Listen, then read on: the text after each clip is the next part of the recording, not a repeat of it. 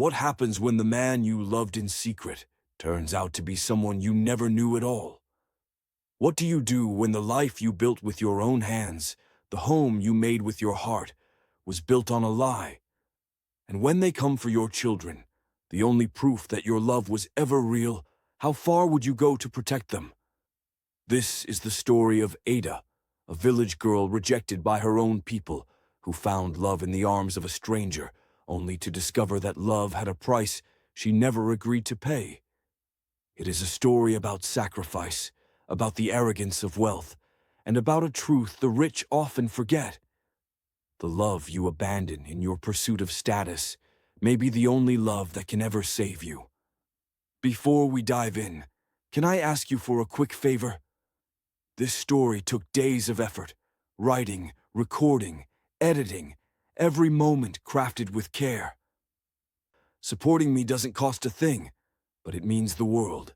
So if you enjoy what you're seeing, tap that like button, subscribe if you haven't yet, and drop a comment with your location.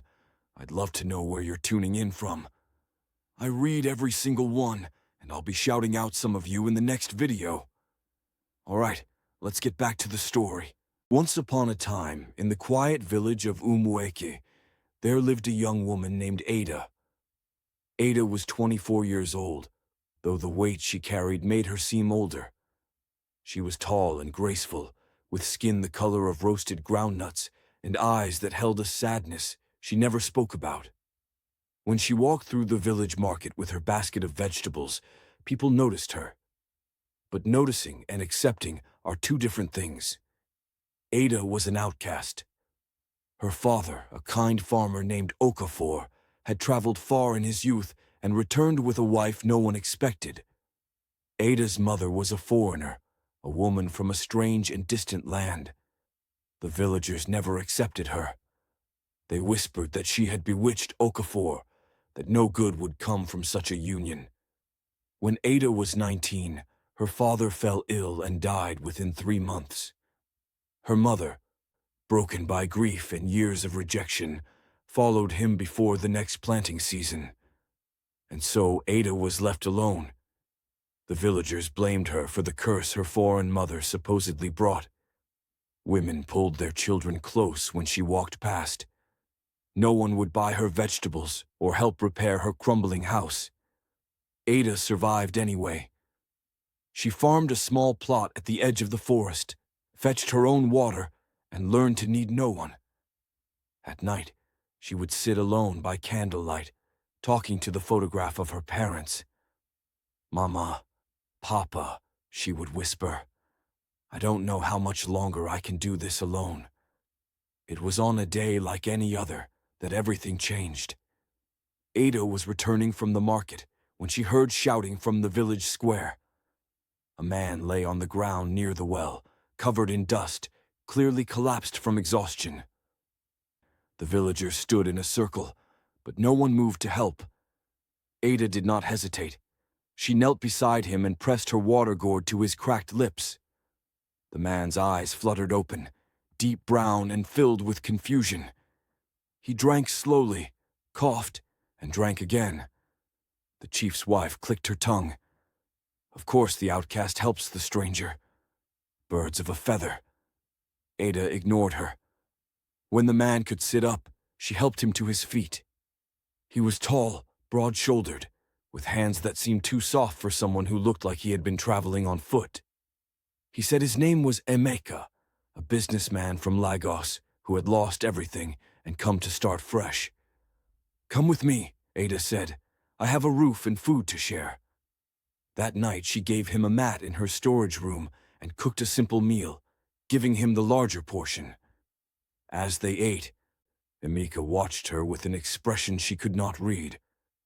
"Why did you help me?" he asked. "You don't know anything about me." "Because I know what it feels like to have no one," she said simply. Something shifted in his expression then, something that looked like guilt. But Ada did not notice. Days turned into weeks. Emeka proved himself useful, repairing her roof, clearing her farmland, carrying water. But Ada noticed things that did not fit his story. His hands were too soft, his English too polished. Once she saw him reject a call on a hidden phone, his face tight with tension. Ada noticed, but did not ask. Life had taught her that everyone carries pain they don't want to explain. What she did not know was that Emeka was not who he claimed. His real name was Chukwuemeka Okonkwo, sole heir to one of the largest business empires in Nigeria. 3 months before arriving in Umueke, his father had given him an ultimatum: marry Senator Danjuma's daughter, Yetunde, or be disowned. Chukwuemeka refused. He ran until his car broke down near Umueke. He collapsed at the well, and a beautiful outcast saved his life. He never planned to stay. He never planned to fall in love. But Ada changed everything. If you've ever helped a stranger without knowing what it would lead to, if you've ever shown kindness when no one else would, tap the like button. Let's see how many kind hearts are watching right now. Something began to grow between Ada and Emeka. It was slow, like a seed pushing through soil toward the sun. Emeka found himself watching Ada when she did not know. He watched the way she hummed while she cooked, the way she knelt in her garden with gentle fingers, the way she held her head high despite the whispers. She was the strongest person he had ever met. One evening, as the sun painted the sky orange and purple, they sat outside together. The silence between them was comfortable now. "You are the most remarkable woman I have ever met," Emeka said. "In Lagos, women wanted my—" He stopped himself. "Status, money. But you never asked for anything. You just wanted to know if I was okay." Ada laughed softly.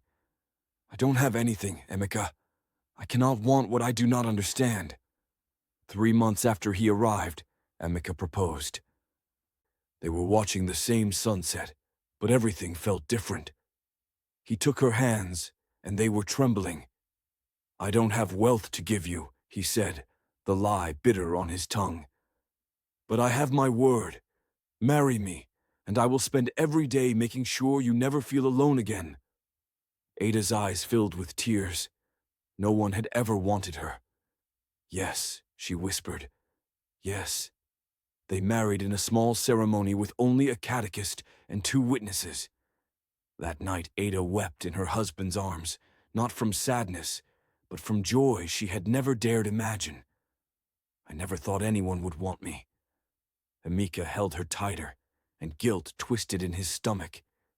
He was deceiving the purest heart he had ever known, but he could not tell her the truth. So the lie grew roots. In the months that followed, Emeka started traveling to the city, returning with money. He told Ada his business was succeeding. What she did not know was that he was secretly accessing an account his father did not control, money from his late mother. With this money, he built Ada a house, not a mansion, but beautiful. Solid walls, running water, a generator, a small garden. When he led her through the forest to see it, Ada's legs gave out. She sank to the ground, tears streaming. "Emeka, how?" He knelt beside her. "This is for us, for our future. No one can touch us here." A year into the marriage, Ada became pregnant.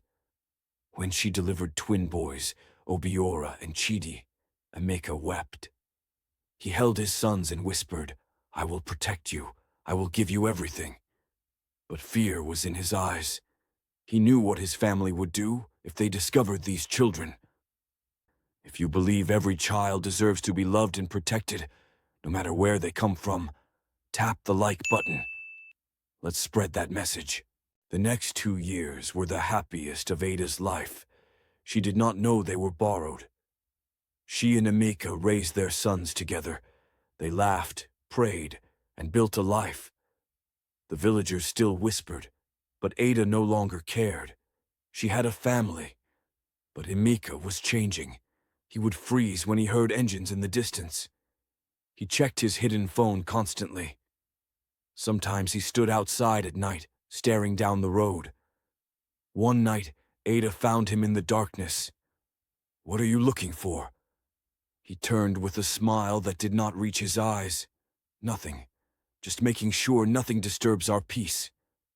The afternoon it happened, the twins were playing in the yard. Ada was cooking.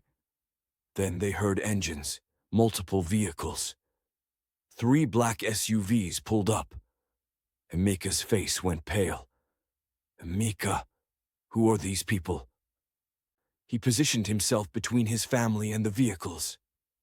Out stepped a man in an expensive agbada, Chief Obiora Okonkwo.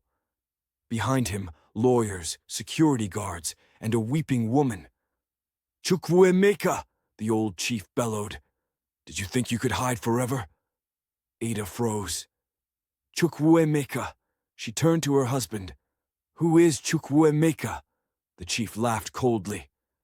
"This is my son, heir to Okonkwo Industries. He was supposed to marry Senator Denjuma's daughter.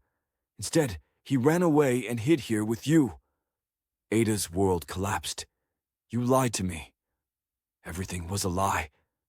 Emika grabbed her hands. "No, I love you. That was never a lie. I just did not know how to tell you. So you let me find out like this, in front of people who look at me like dirt?" The twins were crying. Ada shielded them with her body. Chief Okonkwo gave his ultimatum. "Come now, marry Yetunde, and all is forgiven. Refuse, and you are cut off from everything." Emika was torn. "Papa, please, let me bring them. She is my wife. They are your grandchildren." The chief's response was brutal. "Wife? You think I will accept a village girl? She stays. The marriage will be annulled." Ada spoke quietly. "Emika, Chukwuemeka, look at me. If you leave today, do not come back." Silence stretched between them. Then Emika lowered his head. "Ada, I have to go. Just for now. Let me fix this. I will come back, I swear." Ada's tears fell silently. She did not beg. "Go," she said. He climbed into the SUV, turning back one last time. The contrast was devastating, gleaming black convoy against the fragile house he had built her. The cars pulled away. Dust rose. Silence. Ada sank to her knees and wept. If this moment broke your heart, if you felt Ada's pain, comment, "Stay strong, Ada," below. Let her know she's not alone. 7 years passed. Ada still lived in the house Chukwuemeka built. She raised Obiora and Chidi alone, 2 bright boys now 8 years old. She farmed, sold vegetables in 3 different towns, took odd jobs. The villagers still whispered, but Ada had learned to need no one. She never remarried. She never stopped waiting. Every year she told the boys their father had to go away, that he loved them, that he would return. She did not know if she believed it, but she wanted her sons to have hope. What would you do in Ada's place? Would you keep waiting? Would you keep believing? In Lagos, Chukwuemeka had married Yetunde in a lavish ceremony, but the marriage was hollow. Yetunde was cold and ambitious. She loved his name, not him, and she could not have children. Year after year, no pregnancy came. Chief Okonkwo grew desperate. Yetunde grew bitter. Chukwuemeka grew empty. He threw himself into work, but at night he sat alone thinking about Ada, about his sons. He never contacted her. He told himself it was to protect her. But the truth was simpler. He was a coward. Then Yetunde died in a car accident. Chief Okonkwo summoned his son. "You have sons in that village. I had them investigated years ago. Obiora and Chidi. They are Okonkwo's." Chukwuemeka was stunned. "You knew." "Of course. I simply did not care while Yetunde might produce an heir. But now those village boys are all that remain." The chief's plan was brutal. "Bring the boys to Lagos. Raise them as Okonkwos. Erase their mother. The woman will be compensated. But she cannot come. Those boys must believe Yetunde was their mother." "Papa, I cannot take a mother's children and pretend she does not exist. You can. And you will, or I will do it without you. If you were Ada and they came to take your children, what would you do? Comment your answer below. I want to hear how you would fight. Ada was in her garden when she heard them coming, the sound that had haunted her dreams for 7 years. Engines approaching. 3 black SUVs stopped before her house. Chukwuemeka stepped out, barely recognizable. 40 now, gray at the temples, wearing an agbada that cost more than her house. Ada. She did not move. You came back 7 years. 7 years I waited. 7 years I told our sons their father loved them, and you never sent word. The boys came outside, standing behind their mother. Mama, who are these people? This is your father, the man I told you would come back. Obiora stepped forward. If you are our father, why did you leave us? Why did you make Mama cry every night? Chukwuemeka flinched. The lawyer explained. Chief Okonkwo wanted custody. The boys would go to Lagos, receive the Okonkwo name. Ada would be compensated. In exchange, she would disappear. Ada sent her sons inside and faced Chukwuemeka. You want to take my sons, the children I carried, birthed, raised alone. You want to erase me. Ada, it is not what I want. It is my father.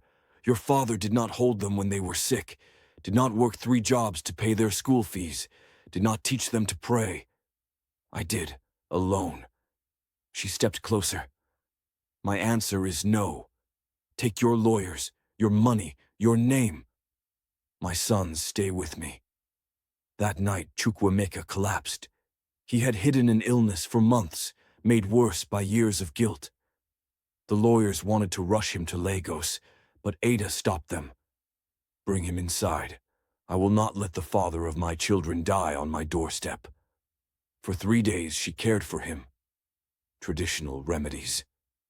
Sleepless nights by his side, not from love but duty. Obiora asked, Mama, why are you helping him? He hurt you. Because hatred is heavier than forgiveness, and I am tired of carrying heavy things. On the 3rd night, Chukwuemeka woke. He asked Ada to stay.